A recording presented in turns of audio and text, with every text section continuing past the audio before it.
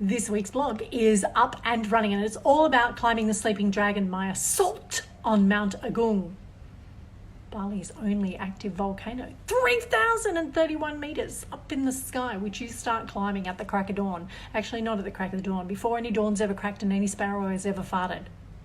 It's midnight when you start to climb that bad boy. There's a reason that they do that, so that you can't see where you're going, because if you did, you wouldn't go. That's that then.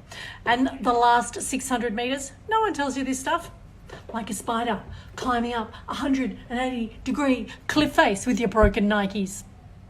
Less than favourable outcome. I'll tell you what, there were moments there where I looked for a hidey hole where I could go and hide, shed a few tears, eat a chocolate bar and just wait for everyone to come back down again. If I had have shared that thought with my friends at the time, they later said to me that they thought the same thing, and we all would have been just sitting on the side of that mountain.